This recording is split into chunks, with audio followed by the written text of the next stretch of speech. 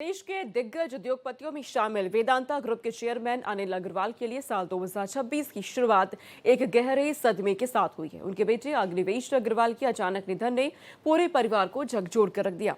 Skiing के दौरान हुए एक हादसे के बाद उन्हें न्यूयॉर्क के माउंट सिनाई हॉस्पिटल में भर्ती करवाया गया था, जहां 49 साल की उम्र में उन्होंने अंतिम सांस ली। इस गहरे दुख के बीच वेदांता ग्रुप के चेयरमैन अनिल अग्रवाल ने एक बड़ा फैसला दोहराया है, जिसने सबका ध्यान अपनी ओर खींचा। अनिल अग्रवाल ने कहा कि वह अपनी कमाई का 75% से ज्यादा हिस्सा दान करेंगे। इसे वह सामाजिक कामों में लगाएंगे और आगे की जिंदगी और भी सादगी से जिएंगे।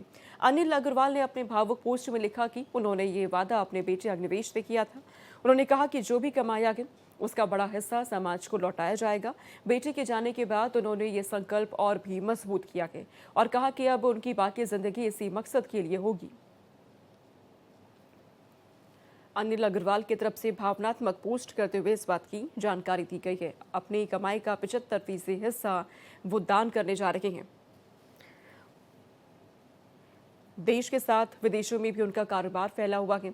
वेदांता ग्रुप के फाउंडर और चेयरमैन की तरफ से इस बात की जानकारी सबके सामने रखी गई है। अनिल अग्रवाल के बेटे अग्निवेश के निधन के बाद उनका ये पोस्ट सामने आया, जिसमें उन्होंने अपनी इस बात को सबके सामने रखा है। साल 2026 की शुरुआत और एक गहरा सदमा अनिल अग्रवाल के परिवार के लिए, जो बेहद ही सादगी भरे जीवन के लिए अपने जाने जाते हैं। उन्होंने कहा कि अपने आगे की जिंदगी को भी बेहद ही सादगी के साथ अब वो जीने वाले हैं।